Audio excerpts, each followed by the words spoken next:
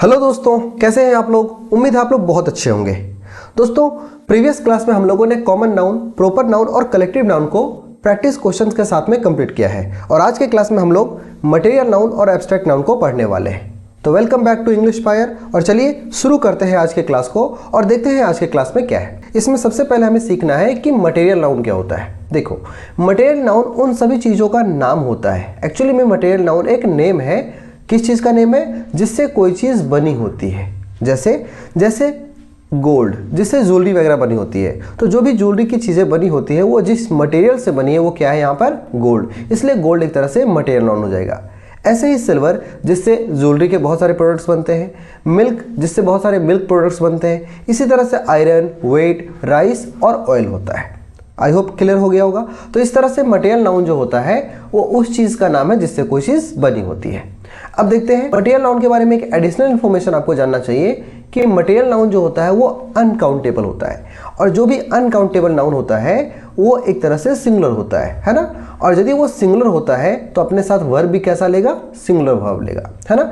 आइए इस कॉन्सेप्ट को यूज करते हुए सबसे पहले क्वेश्चन ट्राई करते हैं। देखो, सबसे पहला क्वेश्चन आ चुका है। Iron are a useful metal. आपको बताना है कि किस पार्ट में एरर है। अब देखिए, यहाँ पर जो आयरन है आपको पता है ये मटेरियल नाउन है और मटेरियल नाउन के बारे में अभी भी हमने सीखा है कि ये एक तरह से अनकाउंटेबल नाउन होता है and uncountable is always singular in nature. और सिंगुलर है तो इसके साथ जो वर्ब यूज होना चाहिए था वो भी क्या होना चाहिए था? सिंगुलर होना चाहिए था। मतलब यहाँ पर आर नहीं, क्या सही होगा? इज सही होगा। आई होप ये क्वेश्चन आपको समझ में आ गया होगा। आइए अब नेक्स्ट क्वेश्चन को देखते हैं। ये क्वेश्चन कंप्लीट हो चुका है। चलिए एक और क्वेश्चन है हमारे पास। हाँ, क्वेश्चन है चूज द करेक्ट ऑप्शन। देखिए, the table is made of woods, the table is made of wood, the table is made of a wood या the table is made from woods. आपको बताना है किस पार्ट में error है। देखो, सबसे पहले तो ये बात समझिए कि वुड अलग चीज़ है, वुड्स अलग चीज़ है। वुड का मतलब होता है लकड़ी, जबकि वुड्स का मतलब जो है, इसका जो सेंस जाता है ये फॉरेस्ट के सेंस में जाता है, मतलब जंगल।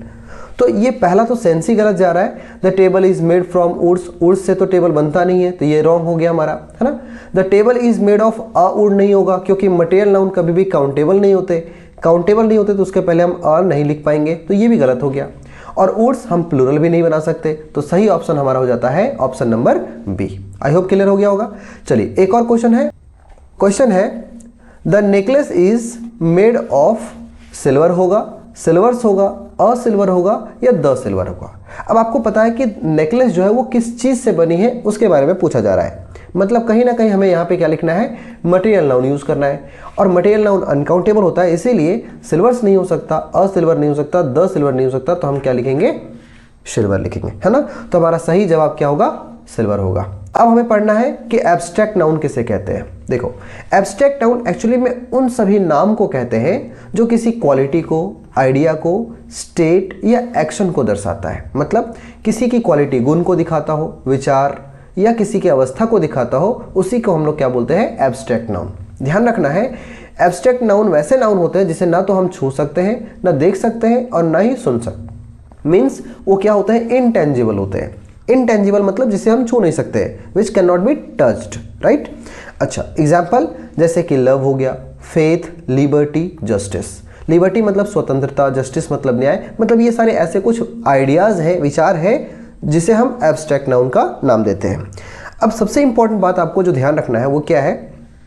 एब्स्ट्रैक्ट नाउन्स जो होते हैं वो एडजेक्टिव से भी बनते हैं, वर्ब से भी बनाए जा सकते हैं या कॉमन नाउन से भी बनाए जा सकते हैं। आइए इसको थोड़ा डिटेल में देखने का प्रयास करते हैं और ये एग्जाम के लिए भी और आगे जो क्वेश्चंस आपको मिलने वाले हैं उसके लिए बहुत इंपॉर्टेंट है। तो देखते हैं, सबसे पहले आ चुका है स्लाइड पे।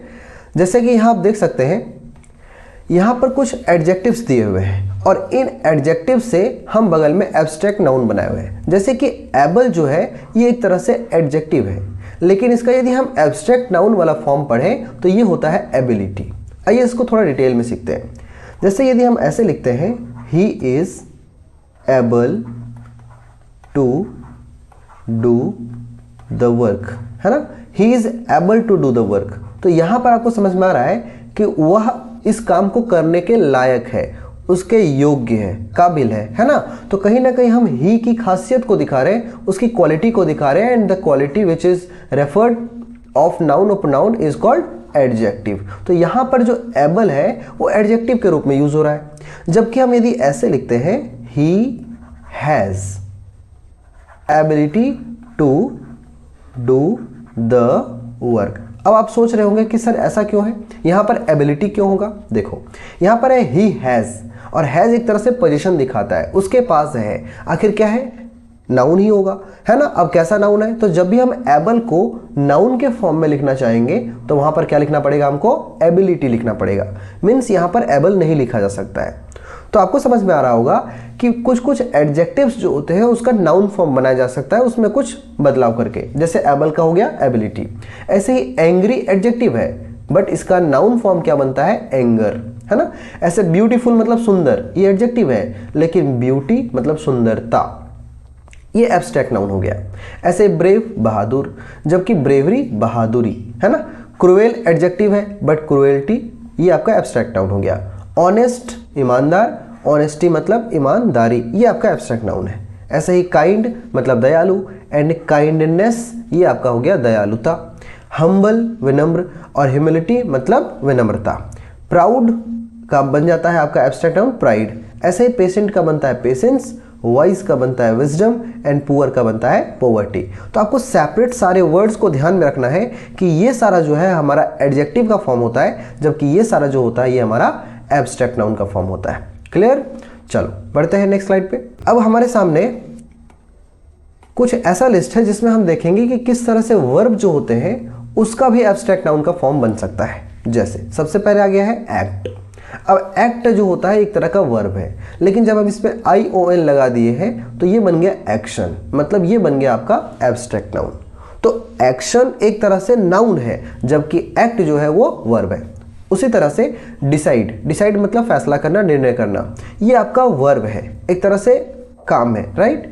लेकिन डिसीजन जो होगा ये हमारा एब्स्ट्रैक्ट नाउन का फॉर्म हो गया। तो noun form decision and verb form is decide, right.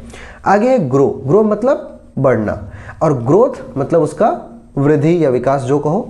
No जानना, और नॉलेज जो है ये एब्स्ट्रैक्ट नाउन फॉर्म है।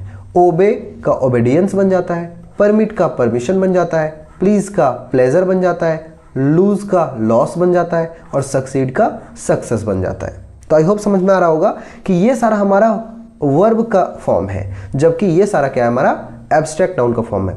इस पे किस तरह के एरर्स आते हैं एग्जाम में, तो हम लोग इससे क्वेश्चंस प्रैक्टिस करते हैं। आइए उससे पहले एक इन्फॉर्मेशन समझते हैं। इन्फॉर्मेशन, हालांकि आप सीखे हुए हो कि मटेरियल नाउन अनकाउंटेबल होता है, लेकिन सिर्फ मटेरियल नहीं, एब्स्ट्रैक्ट नाउन जो होता है वो भी एक तरह से क्या है, अनकाउंटेबल नाउन है। और आप लोगों ने सीखा हुआ है कि जो अनकाउंटेबल होता है that is singular in nature, और यदि ये सिंगुलर है तो इसके साथ जो वर्ब लगेगी वो भी कैसी होनी चाहिए, सिंगुलर होनी चाहिए, राइट। चलो अब बारी आती है क्वेश्चंस प्रैक्टिस करने का। आइए ढूंढिए क्या क्वेश्चंस आपके सामने आ रहे हैं। इसमें से आपको एरर फाइंड आउट करना है। The first question is the golds of the shop is very expensive nowadays. अब आपको बताना है किस पार्ट में एरर है। देखो आपको पता है कि यहाँ पर हमारे सामने जो मटेरियल नाउन है वो गोल्ड है, बट गोल्ड एक तरह से अनकाउंटेबल है, तो इसे हम कभी भी प्लूरल नहीं बना सकते। इसका मतलब गोल्ड्स जो है इसी पार्ट में एरर है, यहाँ होना क्या चाहिए, तो गोल्ड होना चाहिए, राइट। चलो coming to the second question. Second question क्या है, she always speaks the truthness without fear of anyone. वो हमेशा सच बोलती है बिना किसी के डर का। अब आपको समझना है कि ट्रूथनेस जैसा कोई शब्द होता है क्या। ट्रूथनेस क्या हमारे सामने नाउन का यूज हो रहा है, बिल्कुल नहीं, क्योंकि ट्रूथनेस जैसा कोई शब्द नहीं होता है। ट्रू जो होता है, ट्रू, ये आपका एडजेक्टिव का फॉर्म होता है, और यदि हम इसका नाउन फॉर्म लिखना चाहें तो ये बनता है ट्रूथ बनता है, राइट। तो ट्रूथनेस नहीं होगा, बल्कि यहाँ पर क्या सही होगा, ट्रूथ सही होगा, राइट। आई होप क्लियर हो गया होगा। आइए नेक्स्ट क्वेश्चन को देखते हैं। नेक्स्ट क्वेश्चन क्या है हमारा, the water of this river are not clean now. चलिए अब आपको समझना होगा यहाँ पर कि हमारा सब्जेक्ट क्या है एक्चुअली में। देखो यहाँ पर हमारा वर्ब यूज हो रहा है, तो ये वर्ब किसके लिए है, the water of this river, इस नदी का पानी। तो नदी हमारा सब्जेक्ट नहीं है, एक्चुअली में इसका जो पानी है वह साफ नहीं है, ऐसा लिखा हुआ है। मतलब हमारा जो मेन सब्जेक्ट है ये वाटर है, and water is material noun which is singular in nature, इसीलिए इसका जो वर्ब होगा ये भी क्या होना चाहिए, सिंगुलर होना चाहिए, दैट इज होगा, राइट। चलो next, honesty is the best policy, सब लोग याद किया हुआ है, बट यहाँ लिखा हुआ honesty are the best policy, which is wrong, क्योंकि ऑनेस्टी एक तरह से एब्स्ट्रैक्ट नाउन है और इसके साथ क्या होना चाहिए, इज होना चाहिए, राइट। आई होप क्लियर हो रहा होगा। चलो नेक्स्ट क्वेश्चन में बढ़ते हैं। अब आपके सामने क्वेश्चन है, their happy was visible on their faces clearly. अब बताओ यहाँ पे किस पार्ट में एरर है, बताइए। अब आपको समझना होगा कि देयर जो है वो एक तरह से पसेसिव एडजेक्टिव होता है, एंड ऑलवेज एडजेक्टिव के बाद हम क्या लिखते हैं, नाउन। तो ध्यान ये रखना है कि देयर जो है वो पसेसिव एडजेक्टिव है, तो इसके बाद नाउन फॉर्म यदि लिखे हैप्पी का, तो हैप्पी का नाउन फॉर्म क्या होता है, हैप्पीनेस, है ना। तो यहाँ पर हमें लिखना होगा हैप्पीनेस। तो their happiness was visible on their faces clearly, ठीक है। तो ये एरर का पार्ट कंप्लीट हो गया। Last question, his braveness was appreciated by the army officers. अब देखो यहाँ पर भी सेम टाइप क्वेश्चन है, पसेसिव एडजेक्टिव के बाद नाउन होना चाहिए, और ब्रेव का जो नाउन फॉर्म होता है ये ब्रेवनेस नहीं होता, बल्कि क्या होता है, ब्रेवरी, राइट, बहादुरी। तो यहाँ पर इस पार्ट में एरर था। तो इस तरह से आज हम लोगों ने सीखा मटेरियल नाउन और एब्स्ट्रैक्ट नाउन, और उससे कुछ क्वेश्चंस भी हम लोगों ने कंप्लीट कर लिया है। उम्मीद है आपको सब कुछ समझ में आ गया होगा। और आज का ये क्लास आपको कैसा लगा, इसके बारे में आपको यहाँ पर फटाफट राय देना है कमेंट बॉक्स में, लाइक करना है, सब्सक्राइब करना है और फॉलो करना है हमारे इस चैनल को। Thank you very much. जय हिंद।